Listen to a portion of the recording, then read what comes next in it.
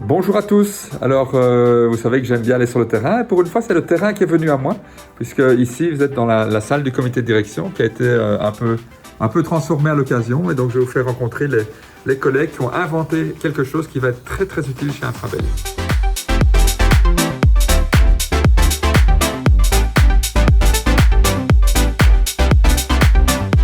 Beaucoup d'entre vous le connaissent déjà, Thierry Strichan de l'AREA Centre. Alors Thierry, ici, vous avez mis un sacré bazar dans la salle du comité de direction ici. Alors qu'est-ce que c'est? Montre-moi un petit peu, qu'est-ce que c'est que ça? Alors avec les collègues de Scarbeck et de l'AREA Centre, on a donc créé une maquette qui permet de simuler des situations normales et des situations beaucoup plus compliquées sur un passage à niveau. Et ce qui va permettre de former tous nos agents sur le terrain, qu'ils soient gardes-barrières, qu'ils soient agents responsables de l'exécution des travaux, agents d'escorte, voire même techniciens signalisation dans un futur proche, et également nos collègues de ITO. Alors comment t'es venue cette idée de ce simulateur? Il y a quelques années, j'étais formateur dans l'équipe de Pierre Delsem aux services centraux, et on avait vraiment un besoin. On se rendait compte que nos apprenants gardes-barrières manquait d'assurance une fois arrivé sur le terrain, surtout pour gérer des situations dégradées. Et donc on s'est dit, avec Pierre à l'époque, on aurait besoin d'un simulateur. Et puis Pierre a suivi son petit chemin, moi aussi. Et puis j'ai rencontré Quentin, et grâce à Quentin, donc de l'équipe de Scarbeck, je lui ai demandé de me créer une maquette, et il a été au-delà de mes espérances, et il a fait un objet vraiment fantastique, très pédagogique. Quentin, est-ce que tu peux nous présenter cette maquette? Voilà, donc sur la maquette, on retrouve finalement un passage à niveau qu'on trouve sur le terrain. Donc on va retrouver des poteaux feu finalement, une barrière, les signaux, les différents panneaux. On peut même voir la bannière qui peut se casser si jamais. Et alors, on voit aussi la loge. C'est une maquette qu'on peut aussi donc faire simuler, donc via une tablette qu'on a ici. Voilà, on peut lui faire des pannes pour donner des formations justement.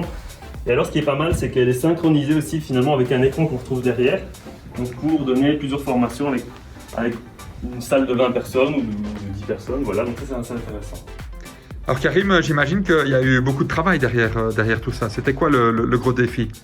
Énormément de travail, déjà nous au niveau déjà des fonctionnalités, donc tout ce que M. Strichan voulait. Et puis au niveau de la programmation aussi, si on voulait synchroniser la maquette et l'animation, donc c'était un gros travail. Et voilà un petit peu tout le travail, et puis aussi toute une partie mécanique aussi, parce qu'on travaille aussi avec l'atelier mécanique pour dessiner les plans, etc.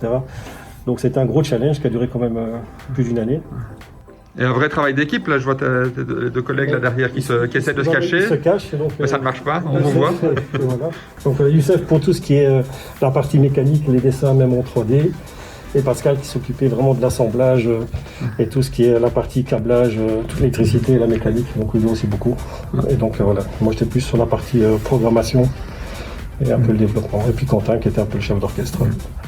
Bah bravo, c'est du super boulot. C'est gentil, merci. Ça fait plaisir en tout cas. Ça fait vraiment plaisir. Frederik is opleider en gaat de maquette kunnen gebruiken voor zijn opleiding. Wat zijn de voordelen van de maquette hier? De voordelen van de maquette is dat de maquette heel realistisch is.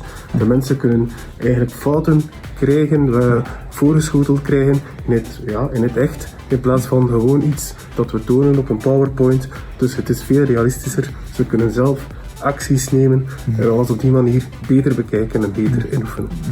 En wat zijn de eerste reactie van die je moet opleiden? Alle mensen zijn zeer positief, het is zeer realistisch en het is een grote verbetering. Donc voilà, ici on va mettre le PN en gardiennage.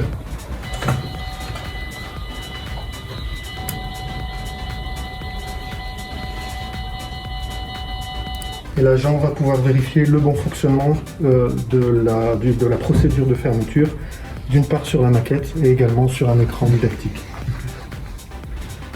Quentin, ces maquettes semblent remporter un grand succès. Frédéric nous en a parlé pour les gens qu'on doit former, mais il y a aussi des gens qui seraient prêts à en acheter, qui ont déjà fait la demande en tout cas. Voilà, c'est ça. En tout cas, l'académie est déjà très intéressée par cette maquette, en proposant encore une évolution de cette maquette-ci. Et alors, l'AREA de Charleroi a aussi fait déjà son bon de commande pour essayer d'en avoir une au plus vite. Ah ben, super, quel succès! Oui, vraiment. Voilà. Et suite à la vidéo, tu peux être sûr que les autres AREA vont également demander. Je l'espère, parce que si ça peut aider les formations, on est là pour ça. Alors, nous avons vu aujourd'hui un magnifique projet d'innovation, mais moi je voudrais surtout rendre hommage aux 7 personnes et quelques autres qui ne sont pas venus mais qui ont également travaillé sur ce projet.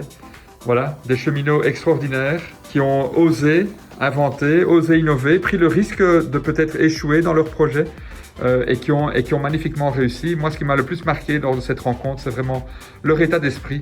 Et je crois que je suis juste très fier de travailler avec des gens comme ça. Donc, merci beaucoup, chers collègues. Merci pour ce beau projet et merci surtout pour cet état d'esprit qui vous anime. Merci beaucoup.